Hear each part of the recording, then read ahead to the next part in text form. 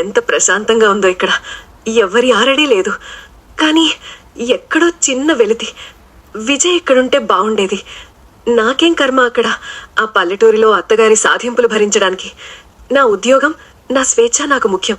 విజయ్ నన్ను అర్థం చేసుకోవాలి. ఒకసారి ఫోన్ చేద్దామా?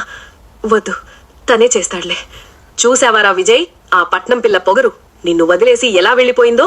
కొడుకు ముఖం చూసి బాధపడుతూ, కోడలిపై కోపంతో. అమ్మా, దయచేసి ఇప్పుడు ఆ మాటలు ఆపుతావా? నాకు ప్రశాంతత కావాలి. నేనెందుకు ఆపుతాన్రా? ఆ మహారాణికి ఈ పల్లెటూరు ఎందుకు నచ్చుతుంది?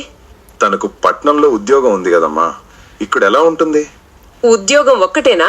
మొగుడు సంసారం అక్కర్లేదా దానికి? జ్యోతికి మన పద్ధతులు అలవాటు లేవు. దానికి సమయం కావాలి. సమయం ఇచ్చే కొద్దీ అది మన నెత్తికెక్కుతుందిరా.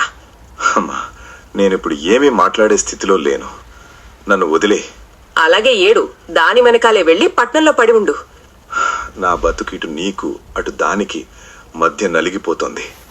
ఫోన్ మోగగానే ఆత్రంగా తీసి నెమ్మదిగా అడుగుతూ, హలో, ఎలా ఉన్నావు విజయ్? వెటకారంగా మరియు గుండెకోతతో. ఎలా ఉన్నానో నీకు నిజంగా తెలుసుకోవాలనుందా జ్యోతి? కొద్దిగా కోపంగా మారుతూ, ఎందుకు విజయ్ ప్రతిదానికి దెప్పపుడు మాటలు మాట్లాడతావు? ఆవేదనతో గొంతు వణుకుతూ. మరేం చేయమంటావు? నన్ను అమ్మని వదిలేసి వెళ్ళిపోయావు. తన బాధను వ్యక్తపరుస్తూ స్పష్టంగా, నేను నిన్ను వదిలేయలేదు. ఆ నరకంలో నేనుండలేక వచ్చేశాను. నరకమా? నా ఇల్లు నీకు నరకంలాగా కనబడిందా? ఏడుపొస్తున్నా ఆపుకుంటూ కరాఖండిగా, మీ అమ్మగారి సాధింపులు నా వల్ల కాదు. నా ఉనికికే అక్కడ విలువ లేదు. ప్రాధేయపడుతూ అర్థం చేసుకోవాలని కోరుతూ. అమ్మ పల్లెటూరి మనిషి, ఏవో 2 మాటలు అంటుంది, సర్దుకోపోలేవా? కన్నీళ్లు రాలుస్తూనే గట్టిగా, ఎంతకాలం సర్దుకోపోవాలి? నాకంటూ ఒక ఆత్మాభిమానం ఉంది విజయ్.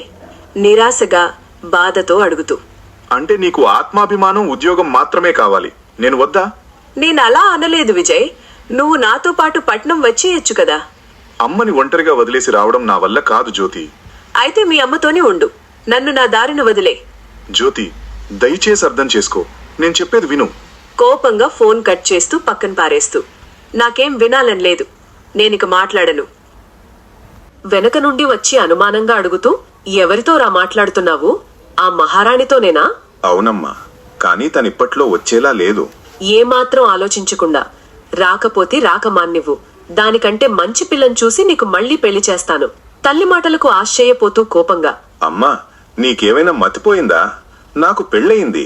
కొడుకు భుజంపై చెయ్యి వేసి బతిమాలుతూ, అలాంటి భార్య ఉన్నా లేనట్టేరా. నా మాట విను. తల్లి చెయ్యి తీసేస్తూ స్పష్టంగా, నా భార్య జ్యోతే అమ్మా, నేను వేరే ఎవరిని చేసుకోను. కొడుకు పరిస్థితి చూసి కంటతడి పెట్టుకుంటూ, నీ బతుకిలా నాశనం చేసుకోకురా. ఆ పట్నం పిల్లలకు ప్రేమలుండవురా.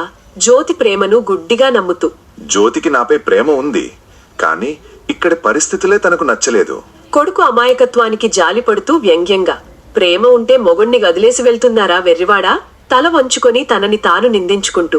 తప్పు నాది కూడా ఉందమ్మా, నేను తనని అర్థం చేసుకోలేకపోయాను. నేను విజయ్ని అంత మాట అని ఉండకూడదు. విజయ్ తన తల్లిని ఎలా వదిలేయగలడు? నేను స్వార్థంగా ఆలోచిస్తున్నానా? మనసులో అలజడితో అటూ ఇటూ తిరుగుతూ, కానీ ఆ ఇంట్లో నాకు గౌరవం లేదు. నేను తిరిగి వెళ్లే ప్రసక్తే లేదు. తన నిర్ణయాన్ని మళ్లీ దృఢపరుచుకుంటూ. నేనిప్పుడేం చెయ్యాలి? జ్యోతిని వదులుకోలేను, అలాగని అమ్మని బాధ పెట్టలేను. ఒకవేళ నేనే ఆ పిల్లను అనరాని మాటలు అన్నానా? నాదే తప్ప. మళ్ళీ నేనే తనతో మాట్లాడతాను. మా మధ్య ఈ దూరం ఇంకా పెరగకూడదు. అతనెవరిని ఎంచుకుంటాడు? అమ్మనా లేక భార్యనా? ఎవరైనా ఒకరు రాజీ పడతారా? ఇది తెలుసుకోవాలంటే వచ్చే ఎపిసోడ్ కోసం వేచి ఉండండి.